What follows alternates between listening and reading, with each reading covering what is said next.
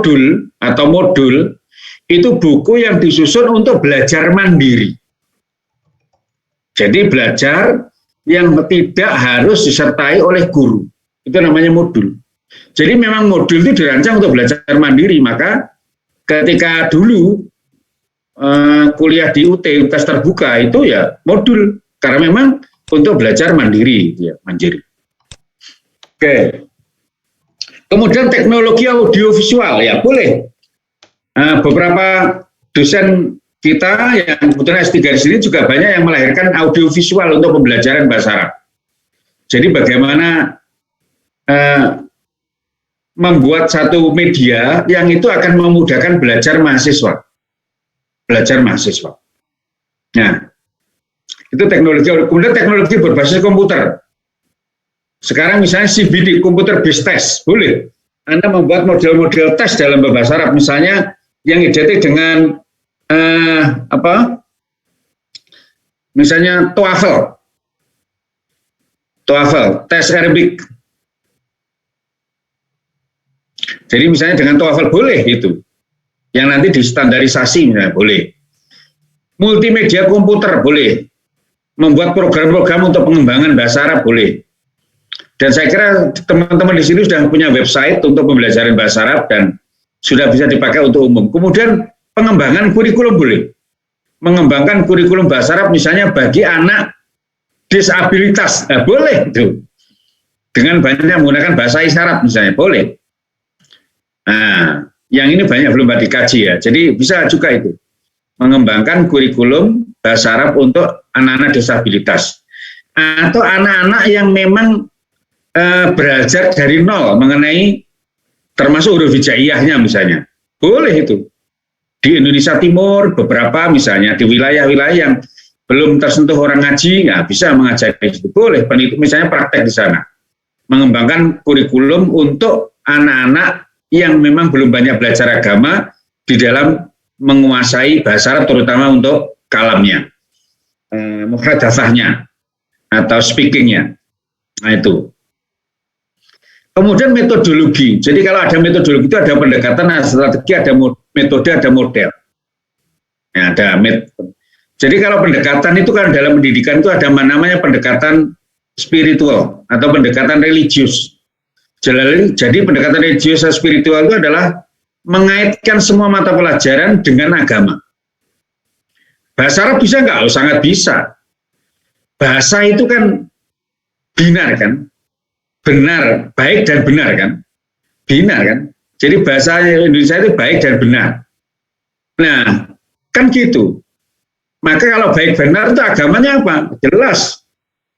Dalam agama kita, dalam Al-Quran banyak. Qalan karimah, qalan syadida, qalan baligha, qalan maisura, qalan sakila, qalan layyina misalnya. Kalau qalan karimah, wala taqullahuma ufi wala tanharhuma, wa kullahuma qalan karimah. Nah, berarti kalau qalan karimah itu kata-kata yang menunjukkan penghormatan. Kan itu kan. Menunjukkan penghormatan. Itu kan. Misalnya gini, ada orang ya, karena tidak tahu, itu disebut anta. Anta gimana kabarnya gitu? Tersinggung. Dianggap kata itu kan kamu ya. Kamu dalam bahasa Indonesia itu kan sangat kasar ya. Maka kemudian diperhalus menjadi antum kan itu kan.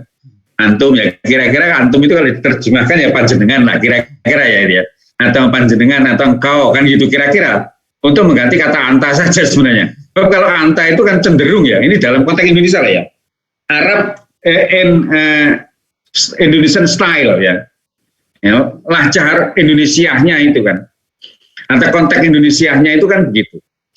Ada itu, ada seorang guru besar itu loh, bahkan di antum gimana Ustaz? Saya kalau dipanggil antum gimana saya ini, gitu. Jadi ya dia tersinggung karena antum itu dianggap kamu kan itu. Masa saya ini profesor diambil kamu gitu. Misalnya itulah, ini konteks ya. Jadi konteks itu perlu, pendekatan spiritual itu ya penting ya. Sekarang kan antum kan itu, antum gimana? Tapi kalau dalam bahasa baik sebutan anta atau antum, tapi kan kurang ya, langsung menyebut nama gitu ya. Biasanya ustadz, atau gitu kan, syekh atau siapa lagi namanya lah gitu. Nah itu biasanya gitu. Nah, bagi orang-orang yang tidak terbiasa memang rasanya kaku, disebut anta itu atau antum gitu, gitu ya. Ini pengalaman di Indonesia kita, di kampus kita juga. Nah ini. Nah, pendekatan spiritual, saya kira tidak ada satupun bidang ilmu yang berkembang di dunia ini tidak bisa dikaitkan dengan ajaran agama. Semua bisa. Sudahlah. Misalnya biologi yang jelas kan, kelahiran itu mulai dari alaqah, mudghah dan seterusnya itu. Apalagi ada, semua bisa dikaitkan dengan ajaran agama. Tinggal mampu apa enggak kita mengintegrasikan antara ilmu dengan agama, itu aja persoalan. Apalagi bahasa tadi saya katakan, apalagi bahasa Arab sudah banyak itu hal-hal yang berkaitan dengan itu. Jadi sudah. Nah, ini yang saya kira itu. Misalnya kan yang sering itu dalam bahasa tarbiyah, ila sabili rabbika bil hikmati wal mau'izatil hasanah. Mau'izah hasanah itu kan kata-kata yang menyejukkan. Bahasa saya itu kata-kata yang menyejukkan. Nah, bahasa Arab yang menyejukkan itu apa? Bahasa Arab yang memang itu menunjukkan penghormatan. Nah, maka sebutan, ucapan dan seterusnya itu harus menunjukkan penghormatan. Nah, ini saya kira menjadi catatan kita. Ini pendekatan spiritual. Yang kedua itu adalah pendekatan fungsional. Pendekatan fungsional itu pendekatan kebermaknaan. Apa sih maknanya? Yang misalnya dalam konkret, apa sih manfaat atau maknanya kita ini belajar bahasa Arab, gitu kan? Jargonnya misalnya lughatul arabiyyah, lughatul jannah. Ya itu boleh, tapi kan kurang kontekstual ya. Lughatul arabiyyah, lughatul iqtisadiyah, ya. Lughatul siyasah gitu kan. Macam-macam gitu. Misalnya lughatul tsaqafah, banyak sekali. Jadi tidak hanya lughatul arabiyyah, lughatul jannah saja itu jargonnya. Ini harus kita kembangkan dalam konteks keindonesiaan kita ya. Nah, jadi bisa juga bahwa bahasa Arab itu bahasa politik ya. Untuk itu kan begini, bagaimana agar bahasa Arab itu dikembangkan sebagai bahasa ilmu, bukan sekedar alat komunikasi. Ini bahkan ada satu tulisan menarik dulu, Arkun, Profesor Arkun dari Sorbonne Perancis itu pernah menangis. Kenapa? Karena pikiran-pikiran beliaunya ini tidak bisa diakomodasi dengan menggunakan bahasa Arab. Karena keterbatasan mufradat yang ada dalam bahasa Arab. Ini seriusin Arkun itu. Karena memang Arkun ini sering memunculkan ide istilah-istilah ya. Blessing disguise gitu kan. Blessing disguise itu kan sesuatu yang tidak min haitsu la yahtasib lah. Sebenarnya sekarang muncul namanya misalnya blessing disguise itu min haitsu la yahtasib. Ada skripturalis, revivalis, istilah-istilah begitu itu banyak. SSS itu banyak, Arkun itu. Sehingga banyak hal-hal yang tidak bisa terakomodasi dengan mufradat bahasa Arab. Karena apa? Bahasa Arab terlalu lama dikembangkan hanya dengan bahasa komunikasi, bukan sebagai bahasa ilmu. Nah, maka sekarang ini semangat kita harus mengembangkan bahasa Arab sebagai bahasa ilmu. Gimana caranya ya? Beberapa bidang keilmuan itu ya dengan bahasa Arab. Kalau tidak ada ya cari sendiri, misalnya televisi ya, di Yun aja, televisi Yun, kan itu sudah selesai jadi bahasa Arab. Memperkaya mufradat itu kan adopsi juga, bisa kan itu misalnya. Nanti Yun kan gitu. Nah, itulah cara kita untuk mengembangkan. Itu namanya pendekatan fungsional. Ada pendekatan fungsional, kemudian yang ketiga pendekatan keilmuan. Nah ini, jadi mengajarkan bahasa itu berdasarkan sistematika ilmu. Gitu kan? Nah, misalnya kalau qawaid itu kan mesti dimulai dari fi'il, fa'il, maf'ul, kan itu kan? Kalimat fi'il, isim, huruf misalnya gitu. Itu kan pengenal, kemudian mubtada, khobar, ya, diwolak-walik gitu kan? Khobar muqaddam gitu kan, misalnya bisa juga begitu. Nah, ini urutan. Maka itu namanya pendekatan ilmu. Pendekatan ilmu, pendekatan berdasarkan sistematika ilmu. Maka mengajar pun itu bisa juga kita menggunakan pendekatan ilmu. Nah, ini tergantung pada karakteristik ilmunya. Ilmu bahasa itu cenderung pada namanya hierarkikal. Sifatnya itu hierarkikal. Hierarki itu berurutan. Maka kalau berurutan, maka yang paling tepat adalah menggunakan pendekatan keilmuan karena harus menggunakan sistematika ilmu. Kita tidak mungkin belajar mubtada khobar kalau tidak tahu fi'il fa'il, kan itu kan? Fi'il fa'il maf'ul dan seterusnya, kalimat isim huruf dan seterusnya, tidak akan ketemu mubtada khobarnya itu. Nah, itu caranya. Itu namanya sistematika ilmu. Nah, kemudian yang berikutnya ya, jadi pendekatan, tadi kelewat saya, Afan. Ans. Jadi pertama pendekatan spiritual, yang kedua pendekatan emosional. Nah, tadi saya kelewat satu ya. Jadi setelah spiritual itu pendekatan emosional. Baru pendekatan keilmuan atau intelektual, baru fungsional. Nah, jadi kelewat saya di Afan. Jadi pendekatan emosional itu pendekatan yang berkaitan dengan memahami kehidupan masa depan. Jadi begini, misalnya saya setuju dengan jargonnya Kiai Hasyim Mujadi dulu waktu mendirikan Ma'had Al-Hikam itu, pesantren Mahasiswa Al-Hikam itu. Apa ya sekali-kalilah kita ini bahasa Arab itu tidak ada diajari orang Arab. Sekali-kali kita itu juga mengajar orang Arab, katanya gitu. Nah, itu pendekatan emosional namanya. Tapi emosi bukan berarti mana ya. Dalam teori Goleman itu ada 5 unsur dalam emotional quotient namanya, kecerdasan emosi. Ya sekali-kali lah kita ini. Maka memahami masa depan gimana supaya kita ini bisa mengajari orang Arab. Dan faktanya kampus kita juga banyak orang-orang Arab datang ke sini kan. Sekarang S3 berapa orang aja dari Arab. Kemarin saya ngajar juga dari Arab Saudi juga yang di bahasa Arab itu. Di MPI juga ada. Nah, artinya bahwa itu satu kebutuhan realistik gitu. Kebutuhan realistik. Jadi pendekatan emosional itu pendekatan untuk memahami kehidupan masa depan. Ada 5 unsur menurut penemunya namanya Goleman itu. Namanya self-awareness. Self-awareness itu kesadaran diri. Sadar terhadap kelebihan dan kekurangannya. Orang yang sukses itu adalah orang yang memahami kelebihan dan kekurangan dirinya. Untuk itu kan dulu waktu saya mau ikut tes ke Belanda itu kan, ya kalau saya bahasa Inggrisnya ala Indonesia Raya tercinta ini ya mungkin masih belum bisa. Masih jauh, Pak itu jidan itu bisa ke Belanda.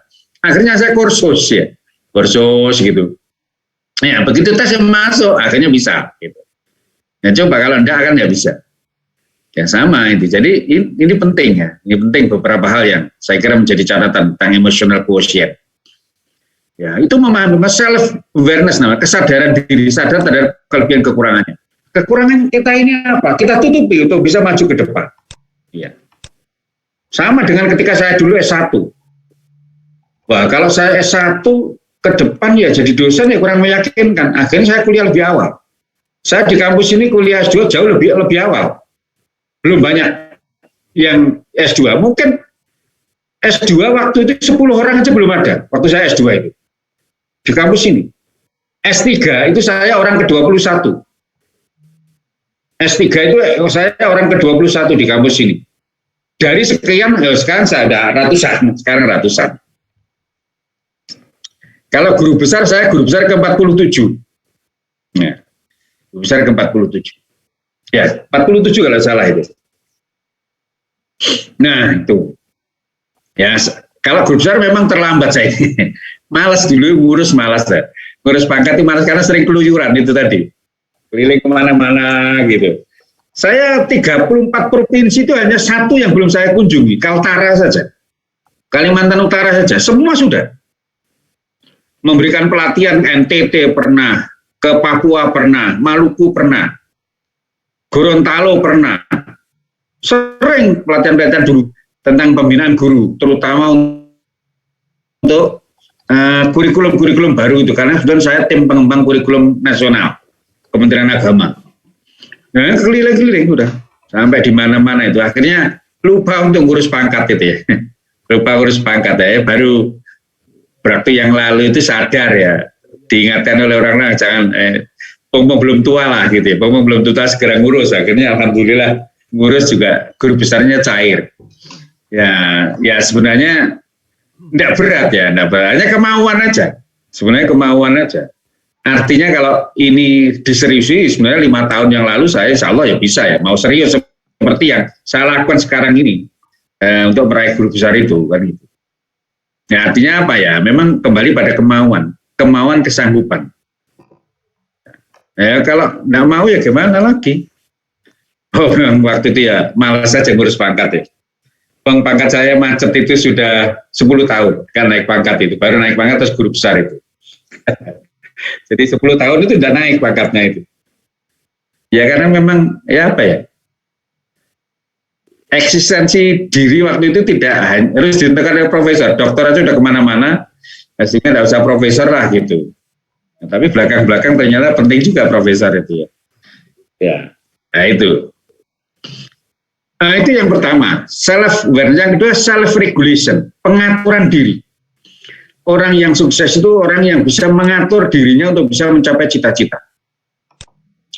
Misalnya, ingin short course ke luar negeri, antum misalnya, ingin short course ke luar negeri. Ya, misalnya harus sering melihat informasi di Kemenak. Kapan ada kesempatan short course untuk program dokter ke luar negeri. Nah, misalnya. Ada itu beberapa itu. Oke, sudah mempersiapkan diri termasuk kemampuan bahasa, terutama takalumnya dan seterusnya itu. Sudah siap, jalan. Itu nama regulation, self-regulation. Atau antum misalnya sekarang S3, setelah S3 dokter saya harus kemana? Ngajar apa? Kehidupan saya nanti gimana? Itu kan namanya self-regulation. Orang yang sukses itu adalah orang yang bisa mengatur dirinya. Itu. Nah, yang ketiga ya, motivasi. Jadi orang yang sukses itu orang yang punya motivasi. Bahkan peak motivation namanya, motivasi puncak ya. Punya motivasi puncak itu.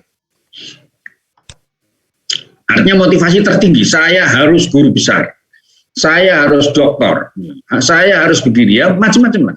Saya harus keliling luar negeri. Misalnya. Ya mohon maaf ini tahadus bini mahajaya. Ternyata apa ya, doa orang tua itu penting. Bapak saya beberapa saat sebelum meninggal itu ngomong ke saya, Gus, gitu. Setelah saya keliling ke luar negeri itu, waktu keliling ke luar negeri itu, saya itu gini Gus, dulu itu sejak muda itu ingin, suatu saat anak cucu saya itu sudah keliling ke luar negeri, bisa keliling dunia, gitu belak-belakan gitu. Doa saya itu, ketika sejak muda itu, ingin suatu saat anak cucu saya itu bisa keliling dunia katanya. Kalau saya sudah tidak mungkin ya, saya sebagai seorang petani di kampung katanya, naik gaji sudah top bagi saya, ya kan? Ya, bagi artinya gaji sudah cukup itu. Tapi anak cucu saya janganlah gitu. Kalau bisa itu keluar negeri. Itu bapak saya. Jadi itu pentingnya doa itu ya di situ. Dan alhamdulillah ya tahadus binikmah lagi. Anak-anak saya sudah keliling ke 7 negara. Sudah saya ajak keliling ke 7 negara. Ya. Antum berapa negara ya? Kambilet. Nah ini, sudah saya ajak keliling ke 7 negara. Nah ternyata apa? Itu doa ya. Jadi motivasi. Sebenarnya andaikan tidak COVID ini, saya sudah merencanakan beberapa kunjungan. Waktu itu anggaran sudah tersedia ke Universitas Hongkong, kemudian ke Al-Azhar di Mesir, kemudian juga satunya lagi itu ke Pakistan. Kalau tidak Pakistan, India. Ke Aligarh University di India. Ini sudah kita rencanakan itu. Tapi ya karena COVID itu buyar semua. Termasuk ada juga anggaran waktu ke Leiden, ke kampus saya, untuk melacak tentang dokumen-dokumen Indonesia di Leiden. Jadi kampus saya di Leiden tuh, namanya Leiden University tadi kan, itu menghimpun semua kitab kuning yang ada di Indonesia. Semua kitab kuning yang ada di Indonesia itu ada di Leiden. Bahkan manuskripnya itu banyak. Saya bawa manuskrip yang ditulis oleh Syekh Kusoi dari Aceh itu. Tulisan-tulisan tangan dalam bentuk skema-skema. Itu yang aslinya di Leiden, di Indonesia tidak ada. Jadi ternyata Belanda itu waktu menjajah itu dasar menjajah ekonomi, tapi juga menjajah akademik, menjajah intelektual. Kekayaan intelektual bangsa ini juga diborong semua ke Belanda. Ini ternyata luar biasa mereka. Nah itu. Nah ini yang ada. Jadi di KITLV itu Pusat Kajian Indonesia itu lengkap semua dokumen. Kitab apa saja sudah ada. Kitab yang pernah diceritakan oleh Gus Dur dulu, itu ada kitab sebanyak 11 halaman yang ditulis seorang ulama Kalimantan. Tapi kemudian disarai oleh muridnya sampai 1000 halaman. Aslinya yang 11 halaman itu sekarang di Belanda. Tidak ada di Indonesia. Jadi udahlah, kita ngeklik kitab kuning apa saja di Belanda itu ada. Bahkan buku-buku bahasa Indonesia juga banyak. Yang aneh juga, patung Ken Dedes itu, kerajaan Singosari itu, yang asli di Belanda, di Museum Amsterdam. Di Indonesia tidak ada. Yang ada di Indonesia itu semua adalah duplikatnya. Yang asli, dilukis pada zaman Singosari itu semua di Belanda. Jadi banyak ya, khazanah-khazanah intelektual bangsa ini diangkut ke Belanda. Ada di sana. Saya juga kaget waktu ke Belanda itu semua kitab ada itu gimana gitu. Ada semua asli. Kalau itu sudah tercetak, cetakan aslinya itu. Bahkan kalau tulisan tangan, ya tulisan tangannya itu yang ada di sana. Kita ini hanya bisa fotokopi gitu. Nah itu. Nah, kemudian yang keempat, itu empati. Merasakan seperti yang dirasakan orang lain. Jadi kalau orang lain punya kemampuan begini itu, wah luar biasa enaknya. Nah, bagaimana saya harus bisa mengikuti seperti itu? Kan itu kan. Itu namanya empati, merasakan seperti yang dirasakan orang lain. Baru yang kelima itu social skill, kecakapan sosial, silaturahim lah gitu ya. Orang yang berhasil itu adalah orang yang silaturahim. Senang silaturahim, itu berhasil. Ya, kalau saya merefleksi ke belakang, 30 tahun yang silam, saya jadi dosen itu gara-gara silaturahim. Saya ini udah pulang kampung di Kediri sana. Saya kebetulan asli dari Kediri kan. Jadi saya ini setelah selesai tahun 89 itu pulang kampung. Awal 90 baru pulang kampung saya. Ingat saya bulan Maret itu pulang, Februari atau Maret itu pulang tahun 1990. Nah, April itu hari raya Idul Fitri. Saya itu iseng dengan teman saya itu ke Malang. Masa hari raya kok nggak silaturahim ke dosen-dosen kita ini? Kok sepertinya lakalam balas salam setelah tamat gitu kan. Dulu kan nggak ada telepon gitu kan. Akhirnya saya iseng hari raya itu silaturahim ke salah seorang dosen di sini. Ya silaturahim aja, targetnya itu tidak ada apa-apa. Nah, begitu saya silaturahim, kemudian dosen ini ngomong, kamu di rumah apa Gus? Ya sementara nganggur Ustadz, kalau mau ya nggak tahu setelah ini apa gitu. Oh, kamu mau jadi dosen gitu? Ya, jawab saya waktu itu, saya pikir-pikir dulu. Gitu aja kok pikir-pikir, katanya gitu, dosen saya ini. Enggak, ini karena akan kita maju asisten dosen. Kita ini tahun ini, karena mahasiswa kita semakin banyak waktu itu, kan, itu kita akan merekrut banyak dosen, asisten dosen. Banyak asisten, kamu kan memenuhi syarat, ya memenuhi syarat, sadar, berkatanya. Udahlah, terima aja, sudah, gak apa-apa, pulang dulu ngomong ke orang tua. Nanti kalau di situ ngebel saya, dulu kan masih telepon biasa, telepon aja. Nanti kalau sudah siap, nanti bulan Juni ke sini gitu. Nah itu, lah ternyata betul orang tua saya diizinkan, ya udah jadi dosen sampai sekarang ini ceritanya itu. Jadi sederhana sekali kan, sederhana sekali. Itulah silaturahim. Jadi social skill itu penting, baik kepada semua orang kan itu. Nah kemudian ada strategi itu yang sering kita nah kalau dalam bahasa Arab kita itu kan ada namanya all-in-one system ya. Nah, Dhuriyatul Wihdah itu kan ada. Jadi all-in-one system itu metode pembelajaran, misalnya qala, gitu kan? Qala fi'lun madin mabniun ala fathi. Misalnya kan itu diterjemahkan itu. Dan seterusnya. Itu namanya all-in-one system. Jadi satu kata dieropi secara panjang lebar kan itu ada memang dulu di Mergosono di pondoknya Kiai Mas Duki itu begitu. Jadi irobnya itu jalan terus. Jadi semalam itu hanya satu hadis itu tapi irobnya panjang. Nah itu kan sekaligus mengajarkan bagaimana kita memahami posisi kata di dalam bahasa Arab. Itu namanya all-in-one system atau Nadharatul Wihdah. Nah itu strategi. Ada lagi strategi contextual teaching learning, ada active learning. Nah itu strategi. Ada quantum learning, quantum teaching learning. expository learning, banyak sekali lah. Learning itu biasanya strategi. Ada metode, kalau metode ya ceramah, tanya jawab, diskusi, penugasan, itu ya metode. Kemudian model. Nah, banyak ini model-model pembelajaran itu. Nah, kalau kita mengikuti kaidah umum itu ada namanya model Gani, model Regelut, Bonel Benete gitu kan. Banyak orang-orang Indonesia juga banyak yang melahirkan itu, misalnya Abdul Ghani, model sahabat dosen saya dulu di Jakarta itu Profesor Suparman, Atli Suparman. Itu misalnya Profesor Suparman, macam-macam ada model-model pembelajaran yang dikembangkan. Nah itu. Kemudian evaluasi, ada analisis masalah, ya. Jadi problem analisis masalah, acuan evaluasi macam ya. Saya kira evaluasi macam-macam. Jadi misalnya kalau kita mengevaluasi terhadap kalam itu seperti apa? Kalau evaluasi tulis bisa. Tapi misalnya kalau evaluasi kalam itu gimana? Kan itu mesti menggunakan rubrik. Nah, bagaimana membuat rubrik gitu?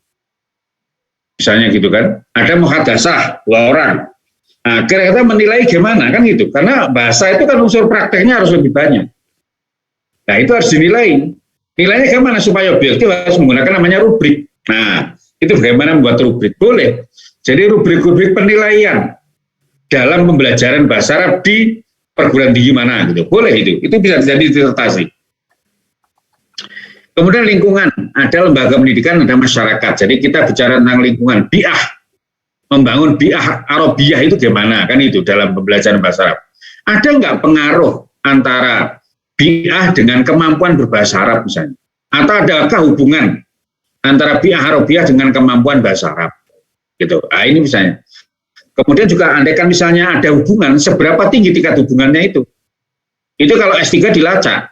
Ada hubungan antara bi'ah dengan kemampuan bahasa Arab. Jadi kalau dibiasakan dalam bahasa Arab, itu akan bisa punya kemampuan bagus lah. Tapi perlu waktu berapa persen kemampuan yang bisa diserap oleh mahasiswa ketika dia dibangun dengan bi'ah Arabiyah misalnya. Nah, itu mengenai kawasan pendidikan bahasa. Nah, oke. Nah, sekarang kita masuk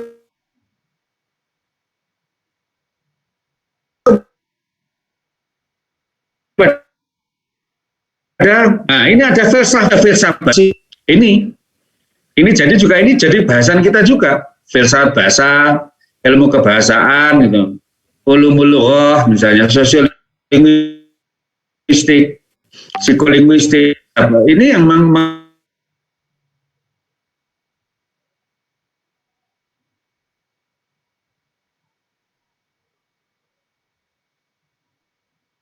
mata kuliah. Misalnya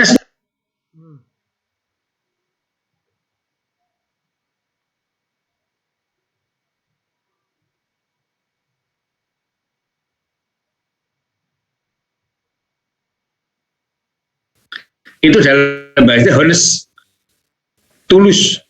Ya, misalnya dalam bahasa Indonesia apa ikhlas itu? Dalam bahasanya dalam satu kata. Misalnya takwa saja. Itu tidak ada gantinya. Kalau definisi ya, tapi kalau satu kata yang menunjukkan bahwa itu maknanya sama dengan takwa, itu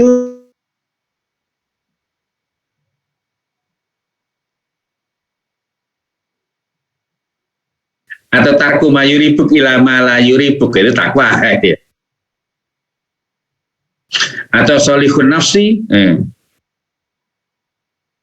punya kesalehan sosial, individual ya, kesalehan jiwa.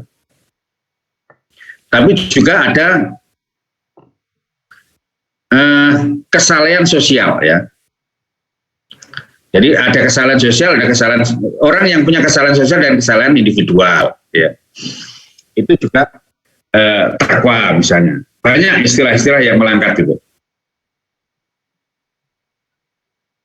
Atau solihul nafsi wa solihul ijtimai. Ya, nih, misalnya gitu. Kesalahan sosial dan kesalahan individual.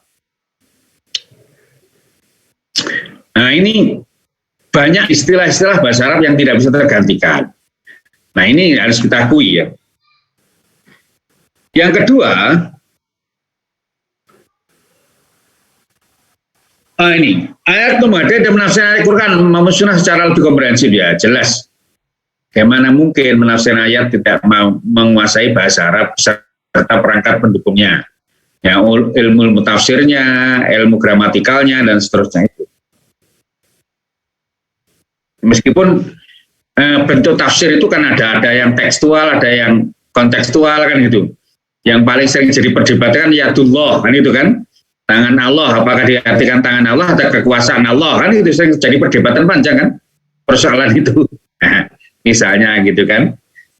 Misalnya kullu syai'in halikun illa wajah. Wah, itu juga jadi rame. Ya, wajah itu apa? Ada mulkahu, ada malikahu. Macam-macam. Wah, perdebatannya panjang gitu. Ya, boleh saja. Kalau saya dalam dunia kampus itu berbeda itu kan biasa. Ya. Berbeda itu biasa, justru perbedaan itu membuat pemikiran kita semakin komprehensif. Ya. Bisa memilih dan memilah mana yang cocok. Jadi kita tidak bisa kemudian menafikan perbedaan, mentuhankan pendapatnya sendiri, ya tidak bisa. Dunia kampus itu ada dunia yang berbeda. Antum membantah pemikiran saya juga boleh kok, tidak masalah. Misalnya, omongan saya itu kotor semua boleh, mami muskilah lana. Ya. Maafi muskilah lana, nggak masalah, no problem. Kalau misalnya salah semua, tapi harus ada alternatifnya yang benar begini gitu. Bukan, iya salah lah, benarnya gimana? Ya pokoknya salah lah. Itu namanya logika jalan pintas kalau gitu. Hanya bisa menyalahkan aja, tapi nggak bisa membenarkan. Namanya logika jalan pintas.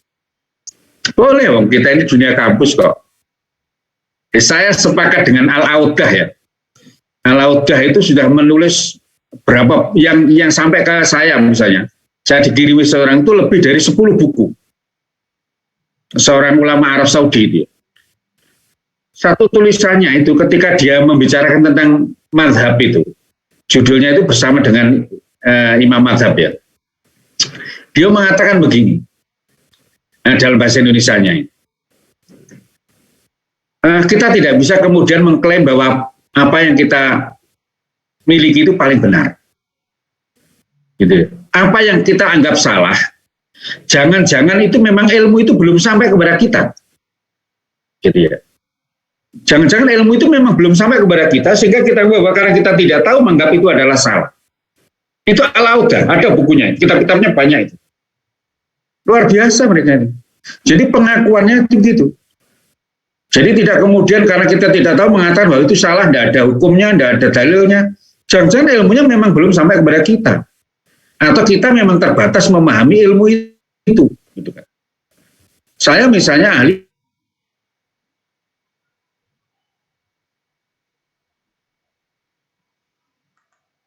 miliki, saya kemudian tidak bisa mengatakan bahwa itu salah.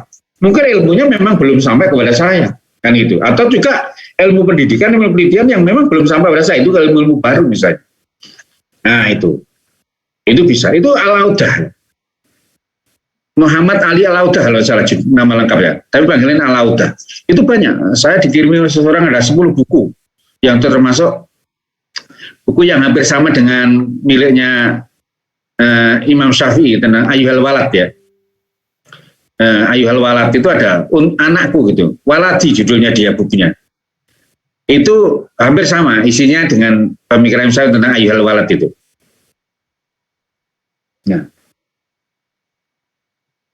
Nah, kemudian sebagai alat untuk mengambil solusi masalah kita. Nah, jadi kalau bahasa Arab itu kalau majelis tarjih, basul masail ya harus landasannya bahasa Arab kan ini. Sebagai pengambilan solusi masalah kita. Ya, kemampuan bahasa Arab itu bisa dijadikan sebagai solusi. Kalau kemudian tidak ada Quran hadis ya mungkin usul fikihnya gitu, qawaidul fikihnya kan gitu sudah bisa. Kan gitu. Karena ada juga bahkan sebenarnya dalam bahasa Jawa itu juga banyak ya, yang itu sebenarnya terjemahan dari nilai-nilai agama Islam. Misalnya becik ketitik olo ketoro, itu dalam bahasa, mohon maaf kalau yang tidak Jawa ya, becik ketitik olo ketoro itu yang baik itu kelihatan, yang jelek juga kelihatan.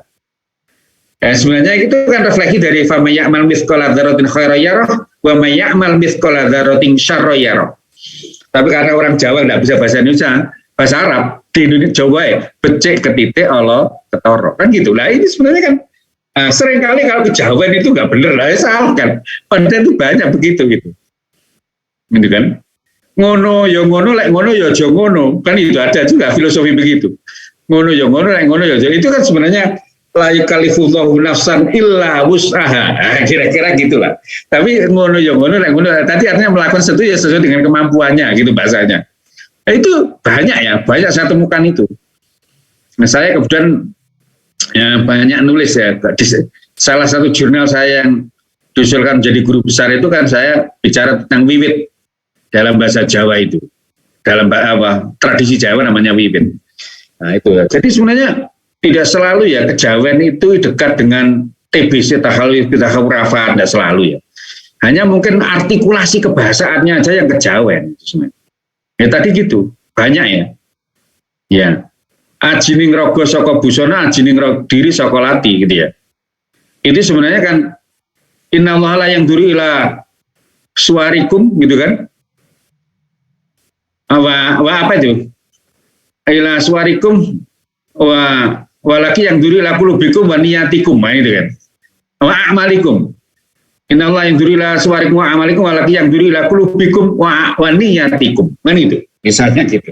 Refleksi dari Arab begitu.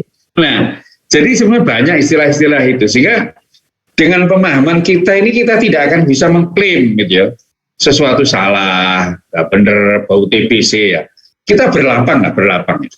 Meskipun ada juga yang bau-bau TBC juga ada, tapi tidak semuanya. Tidak semua.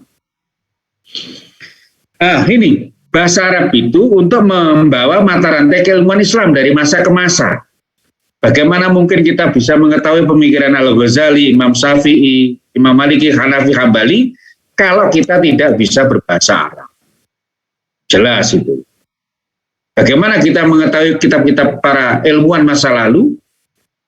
Misalnya kitab-kitab yang populer, hadis tentang Bulughul Maram misalnya, yang kemudian disarai menjadi sarahnya Bulughul Maram itu apa itu? Sarahnya Bulughul Maram? Bulughul Maram Ibnu Hajar. Apa? Ibnu Hajar Al-Asqalani. Enggak, sarahnya kitab Bulughul Maram apa? Itu yang menjadi mata kuliah hadis di kampus ini. Apa lupa saya? Kitab yang sudah pelajari di sini kok. Waktu kuliah itu menggunakan kitab itu. Saya juga punya kitabnya 8 jilid apa gitu. Lupa ya. Yang pernah ngaji apa itu? Salahnya Bulughul Maram itu. Sunnah kita Mas. Lupa saya. Bukan. Sunnah. Bukan. Oh, bukan. Fikih Sunnah kan Said Sabiq. Minhajul Alam. Oh, bukan. Saya tak ceknya saya. Saya punya 8 jilid malah. Minhajul Alam. Salah Bulughul Maram ya. Apa ini? Saya lupa ini kok.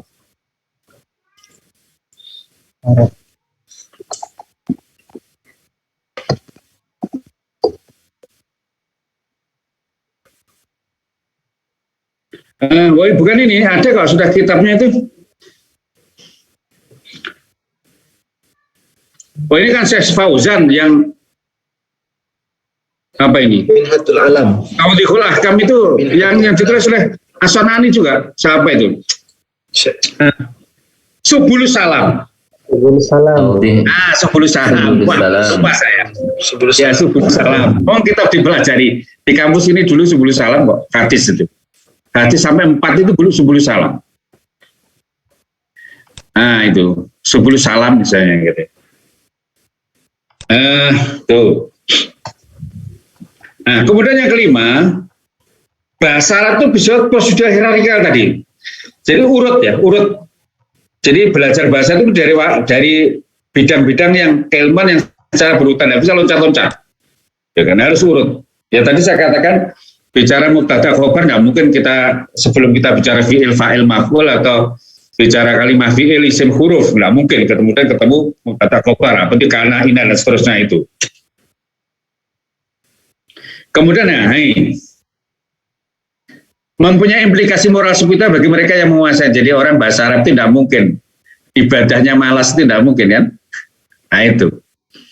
Orang pintar bahasa Arab kok malas, kemudian nilai spiritualnya rendah, tidak pernah jamaah, itu kan asing menurut saya, itu asing. Iya.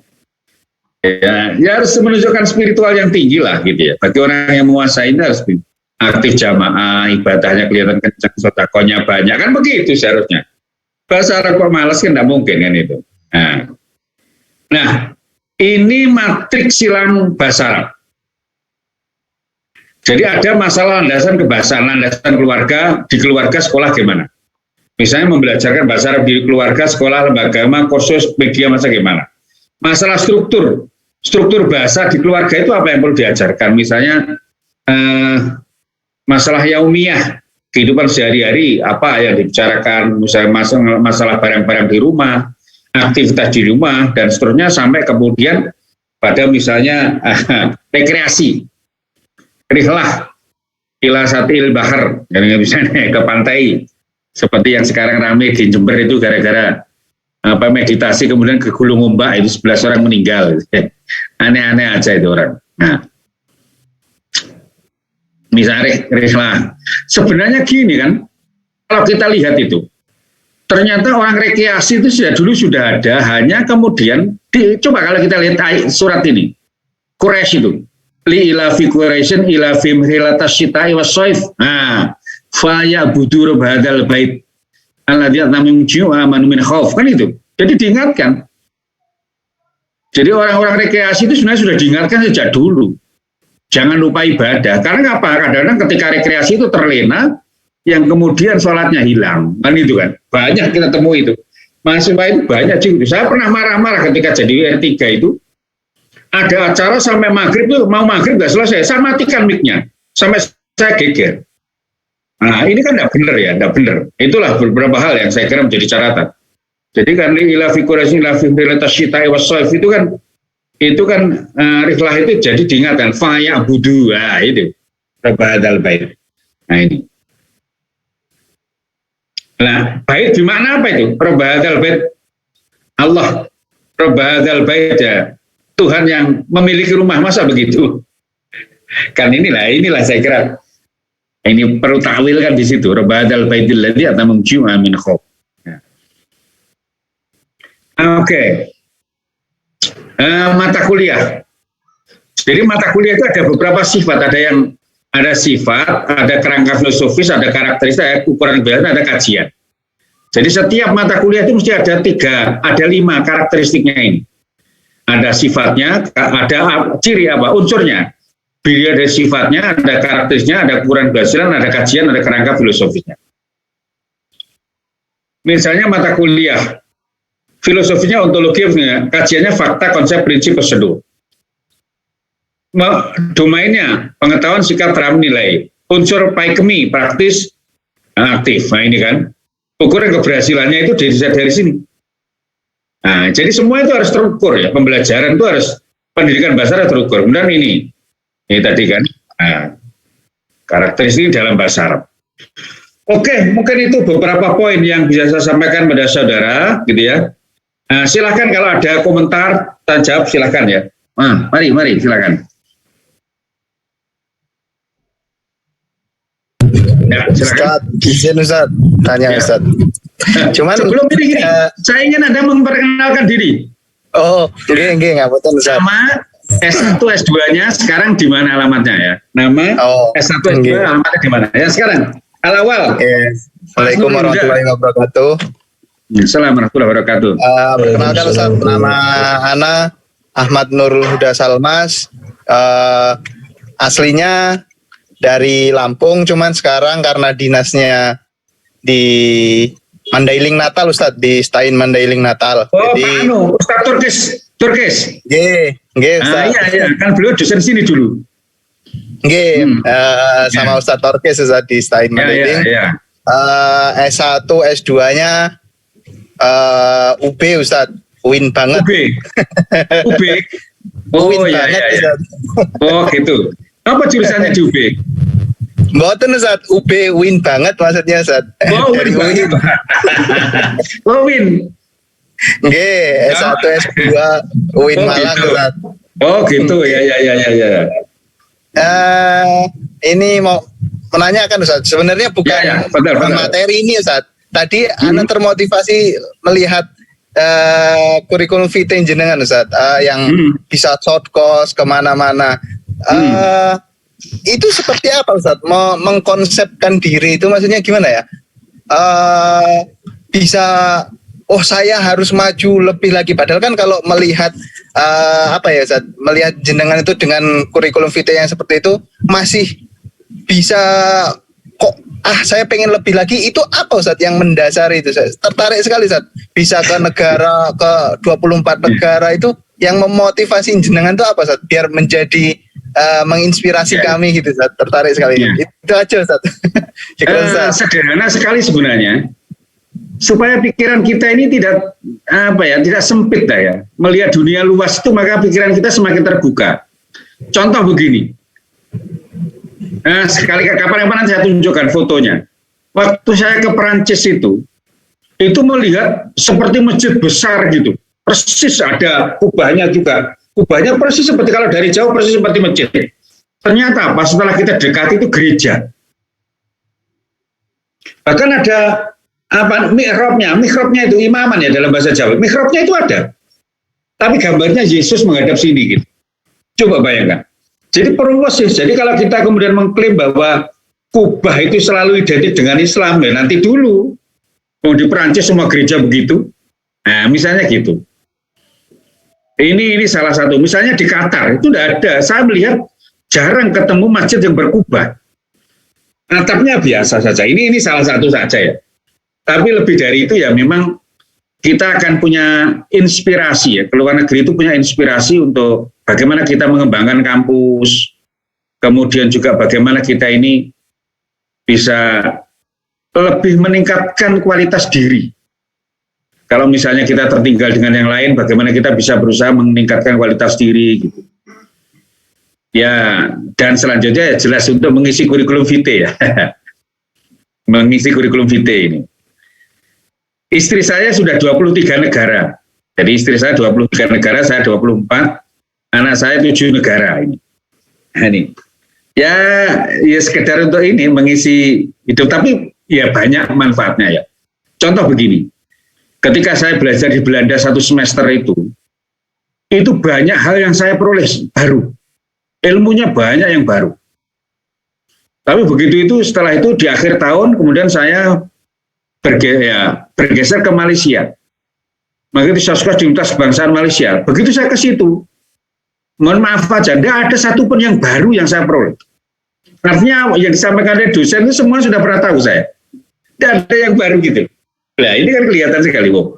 Jadi begitu cepatnya progres keilmuannya orang-orang Barat itu. Banyak baru temuan-temuan empiriknya, teoritiknya itu banyak yang baru yang saya sama sekali tidak banyak tahu. Nah tapi itu begitu biasa ke Malaysia loh kok sama dengan apa yang kita peroleh selama ini gitu. Nah ini kelihatan sekali, wow ternyata pentingnya kita belajar di sini. Nah itu ya salah satu ya. Salah dua atau salah satu ya yang memotivasi. Kemudian gini, di Kementerian Agama selalu ada setiap tahun itu ada short course kok. Lewat Litap Dimas di bidang penelitian. Ada biasanya diumumkan itu. Jadi short course luar negeri itu ada. Tiap tahun itu hampir ada kok. Luar negeri itu ya. Tinggal kita daftar aja. Kalau dulu saingannya kan tidak banyak. Sekarang saingannya kan banyak sekali ya. Dosen-dosen kan banyak. Bisa itu. Ada short course 2 minggu, 1 bulan, 1 semester, bahkan 1 tahun, kan itu kan. Itu nanti bisa. Jadi intinya ya karena ini abad informasi komunikasi, ya kita harus banyak lebih berkomunikasi. Mencari informasi dan lebih banyak komunikasi. Caranya gimana? Silaturahim tadi. Harus banyak silaturahim ke banyak tokoh ya. Supaya informasi itu tidak ketinggalan ya. Untuk itu kan ada satu ungkapan begini, siapakah orang di arah abad sekarang ini, abad teknologi informasi lah ya. Siapakah orang yang hebat? Orang yang hebat adalah orang yang cepat menangkap informasi. Jadi orang yang cepat menangkap, kita ini merasa pinter, tapi karena kita tidak pernah update informasi, sering ketinggalan. Ilmu kita itu selalu Kita merasa baru karena tidak ada ilmu yang lain. Tapi begitu tahu, ternyata gitu. Itu benar Al-Ghazali itu kan. Semakin bertambah ilmuku, semakin tahu kebodohanku. Kan itu kan.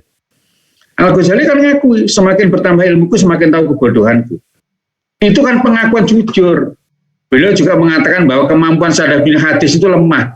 Itu kan kejujuran akademik ya. Atau mungkin juga merasa rendah diri gitu. Kan wajar itu ya. Ya, saya pun juga tidak bisa mengklaim bahwa saya itu ahli penelitian, ya mungkin ya, saya bisa dikit-dikit penelitian. Kan wajar saya ngomong begitu. Tapi tidak mustahil bahwa suatu saat saya juga tidak bisa. Kan gitu. Nah ini, jadi saya kira pengakuan jujur atau merasa rendah itu satu hal yang menurut saya biasa. Tapi insya Allah lah, kalau misalnya Anda tanya penelitian, insya Allah yang berkaitan dengan ini, insya Allah saya bisa jawab. Bukan berarti saya sombong, menunjukkan bahwa saya memang belajar di bidang itu, kan itu. Insya Allah lah kalau penelitian, insya Allah tanya aja bisa terjawab, insya Allah. Bahkan mungkin di slide-slide saya masih ada juga. Tapi bukan berarti saya harus menyombongkan diri, saya itulah ahli dalam bidang penelitian, ya tidak lah. Kan gitu. Adat ketimuran itu menjadi penting di situ. Nah ini menurut saya yang harus menjadi perhatian kita itu di situ. Ya. Oke. Ya berlanjut, monggo Pak Hambali memperkenalkan nanti secara berurutan. Sambil tanya juga boleh ya. Monggo. Baik Ustadz. Perkenalkan Ustadz, terima kasih. Assalamualaikum warahmatullahi wabarakatuh. Assalamualaikum warahmatullahi wabarakatuh. Nama saya Hambali. Saya lahir di Indramayu, tapi sekarang tinggal di Jakarta. Oh iya. Tinggal Jakarta. Saya S1 dan S2 tuh di UNJ Ustadz. UNJ, oh iya. Jurusan bahasa Arab? Betul Ustadz. Wah mantap ya. Terus saya di sini mengajar di kampus kecil namanya Stebang Islam Mr. Syafruddin Prawira Negara. Di mana? Di Indramayu? Di Rawamangun, Pulau Gadung, Ustadz. Oh Rawamangun Pulau ya, ada ya? Iya, di samping kampus baru sih Ustadz, di samping UNJ, enggak mungkin 200 meter atau 500 meter. Oh, yang sisi selatan? Iya, di Al-Azhar Ustadz, di Al-Azhar. Oh iya, tahu. Saya bekerja di Al-Azhar Rawamangun juga di Stebang. Oh gitu, ya. Iya Ustadz. Ya tahu ya. Iya, nanti saya juga. Oh, saya udah lama kok. Oh, iya. Waktu itu belum tahu tahun berapa berdiri. Saya selesai dari Rawamangun 2008. Oh, Masya Allah, Ustadz. Sebetulnya saya S1 itu tahun 2006. Saya selesai daftar 2008 ya. Sekarang pasca sarjananya sudah gedungnya baru, Ustadz. Oh gitu ya, yang dekatnya lab school itu ya? Iya, Ustadz. Masya Allah. Oh iya. Oke, terima kasih. Ya, Ustadz. Ada pertanyaan? Ya, Ustadz. Saya ada pertanyaan, Ustadz. Ya, monggo. Tadi terkait dengan penelitian ada macam-macam, ada R&D dan mixed method. Saya tuh sebetulnya kepikiran apa perbedaan, maksudnya data yang diambil. Saya pernah membaca tentang penelitian, data yang diambil antara jenis penelitian R&D dan mixed method itu apakah sama, Ustadz? Kan ada data dari wawancara, ada data dari kuesioner, kemudian didiskusikan, itu kan dikembangkan juga gitu, Ustaz. Apakah ada irisan atau memang beririsan, atau apakah sama gitu, Ustaz, atau berbeda gitu, Ustaz? Nah, terima kasih. Jadi langsung saya jawab ya. Jadi dalam hal tertentu memang ada yang beririsan. Misalnya ketika membuat angket itu boleh. R&D itu biasanya memang lebih banyak kepada angket. Angket kemudian diuji cobakan. Pertama kan need assessment, penilaian kebutuhannya apa. Misalnya butuh buku bahasa Arab. Dari situlah kemudian disusun buku bahasa Arab. Setelah itu diuji cobakan, kemudian dievaluasi sampai melahirkan buku yang kira-kira layak untuk diterapkan di tempat itu. Itu kalau R&D ya, secara singkat saja. Kalau mixed method itu banyak cara. Jadi desainnya macam-macam. Ada yang kualitatif kemudian kuantitatif, ada kuantitatif kualitatif, ada kuantitatif dan kualitatif dilahir bersama-sama. Jadi kita juga memberikan angket sekaligus wawancara. Bisa juga begitu. Ada juga kualitatif, kemudian disusun menjadi kuantitatif. Kemudian dianalisis. Jadi analisis terakhirnya itu menggunakan namanya kuantitatif. Nah, bisa juga begitu. Tergantung pada caranya ngambil. Tapi yang jelas bahwa kalau mixed method, dua data itu diambil semua, data kuantitatif, kualitatif. Apakah melalui angket, melalui wawancara, melalui observasi, kan itu. Ini dua-duanya harus diambil. Kalau R&D memang bisa juga setelah misalnya kita menguji coba produk kita, misalnya buku bahasa Arab, setelah itu mahasiswa kita minta fokus ke FGD. 10 orang kita panggil, kita ajak diskusi, gimana buku saya tadi? Komentar, kita jawab. Analisis itu sebenarnya sudah menjadi bagian dari penelitian. Nah, itu boleh, begitu boleh. Itu juga namanya menggunakan R&D, menggunakan mixed method. Cara pengambilan datanya. Ya. Tapi jenisnya R&D.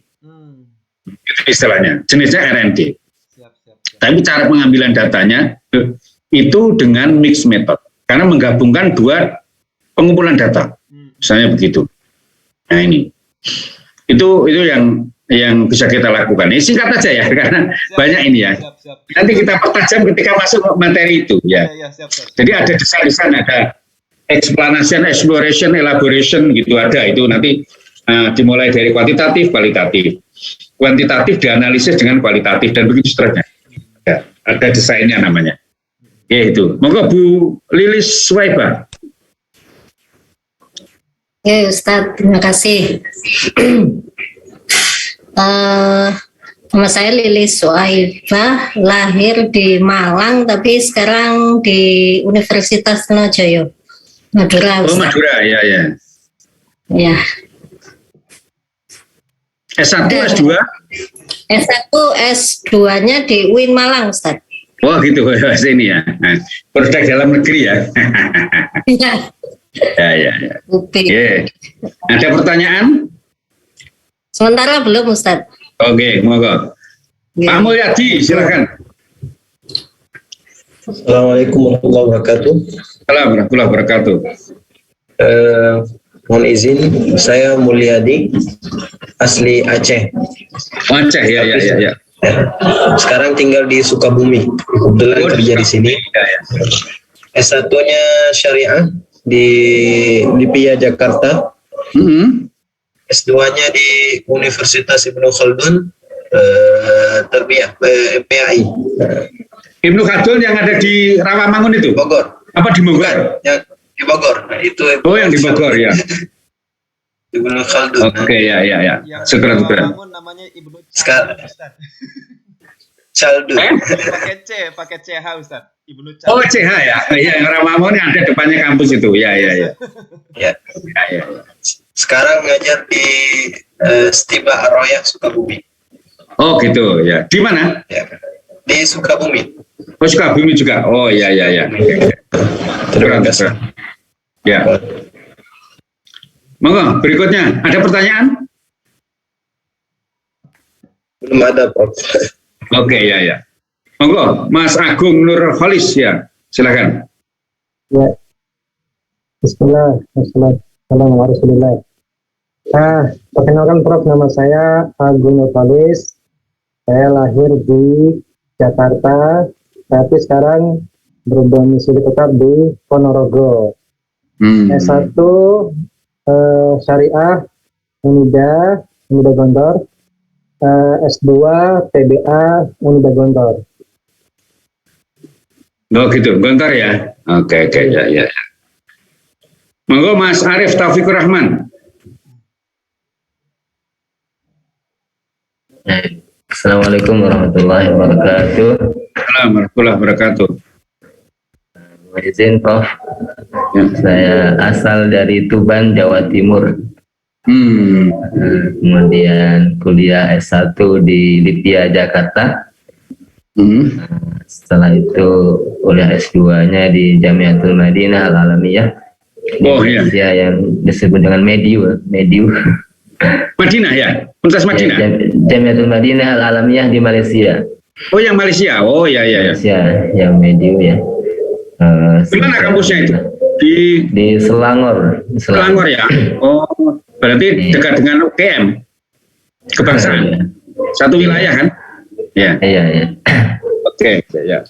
Terus sekarang ya bersama antum di PBA Win. Gitu.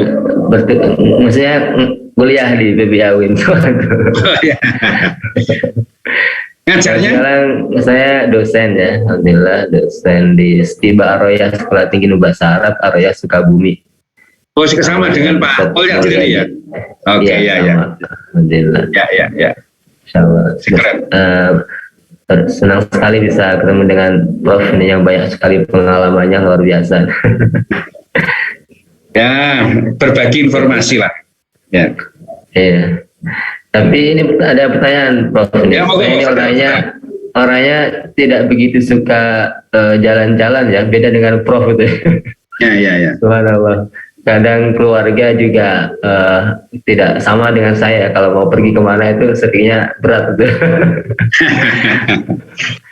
Jadinya pengen keluar negeri tapi ninggal keluarga juga berat ya. Jadi kan gimana caranya agar ringan bisa jalan-jalan seperti Prof itu.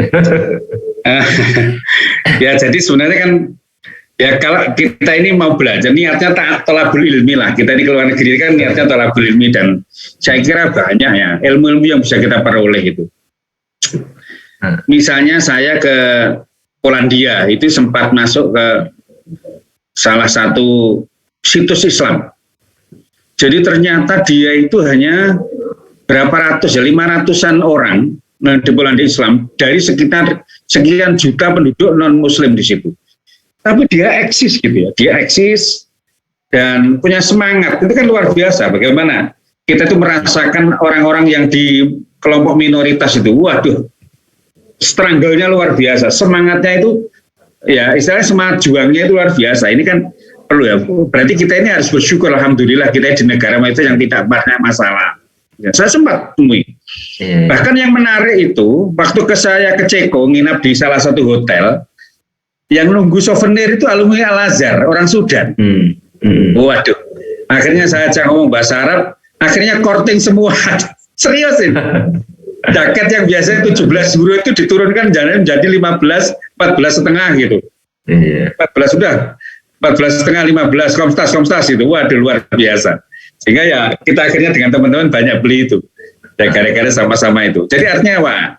Ada juga di Ceko itu orang-orang dari Afrika itu masuk ke situ gitu. Dan dia juga berdakwah untuk Islam meskipun pada masyarakat yang sangat minoritas gitu. Nah ini salah satu saya motivasikan, selalu saya mengunjungi situs Islam. Di Korea pun ketemu juga dengan majelis ulamanya Korea, misalnya di Kamboja juga gitu, Islamic Community Kamboja, Muslim Community, ya. Itu kita banyak pengalaman-pengalaman yang bisa kita peroleh dalam rangka untuk bisa menguatkan kita sebagai orang yang di mayoritas, dan kita mesti harus bersyukur itu aja yang menurut saya ini ya. Yang saya memang Pakistan belum, misalnya saya sudah juga ingin ke Pakistan, India, misalnya negara-negara Muslim yang lain lah, ingin saya kunjungi ya supaya nanti wawasan itu lengkap. Negara Timur, negara Barat, Timur Tengah sudah ya. Nah, tinggal nanti negara-negara Muslim itu di Afrika misalnya yang sebenarnya sudah kita rencanakan tapi belum terlaksana itu. Itu ada memotivasi kita ini. Kalau melihat begitu itu syukur kita semakin besar loh. Syukur kita ini semakin besar. Itu aja. Yeah. Baik, syukran Ustaz Profesor. Afan ya. Monggo Mas Zainullah, Ahmad Zainullah. Baik, Assalamualaikum warahmatullahi wabarakatuh. Assalamualaikum warahmatullahi wabarakatuh. Ya, nama saya Ahmad Zainullah. Saya alumni S1 dan S2 dari UIN Malang juga. Oh iya.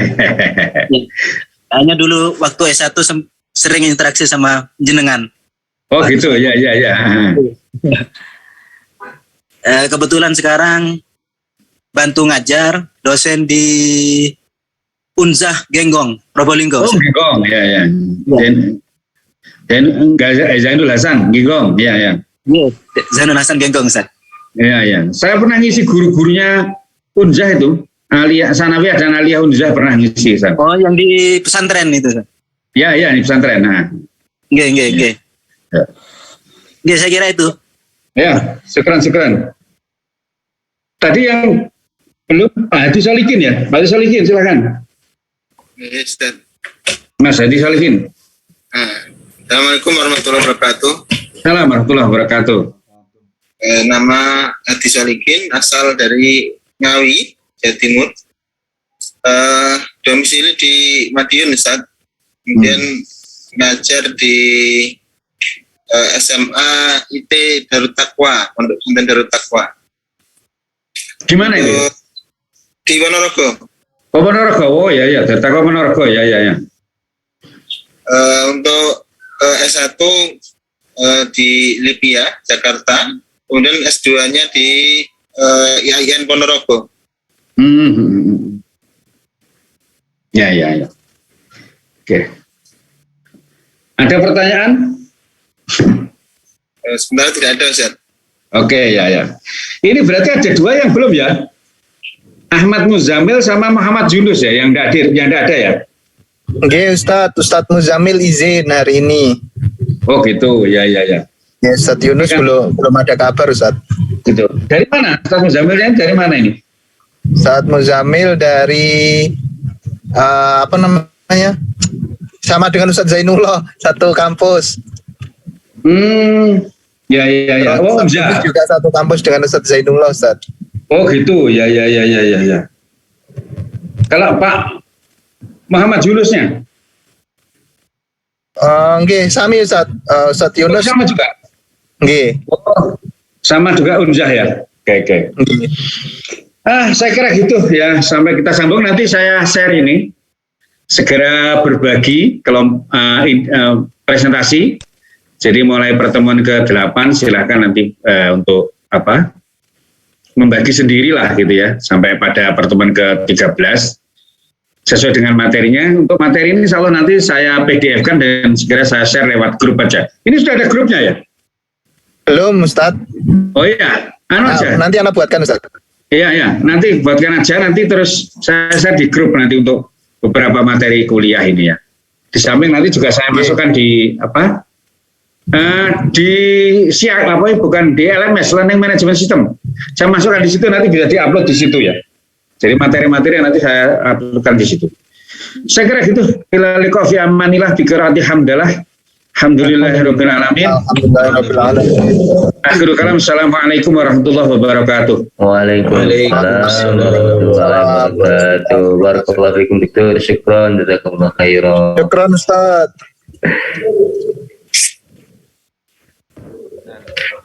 Alhamdulillah, Ustaz. Sudah mau kemana tuh? Belum sudah naik mobil. Ngantar istri, Ustaz. Sudah itu yang PNS ayo. Kesempatannya besar. Ngantar istri. Enggak. Ini Ustaz, berarti hari ini satu aja. Terus Ustazah Umi Jumat, Ustaz Mas Rory belum tahu Ustaz. Ini nanti anak WA dulu nggih. Jumat jam berapa? Jumatnya jam berapa belum tahu juga. Nah, Jumat itulah Ustaz. Tergantung Ustazah Umi, nanti anak konfirmasi lagi hari Kamis ke beliau. Seperti itu Ustaz.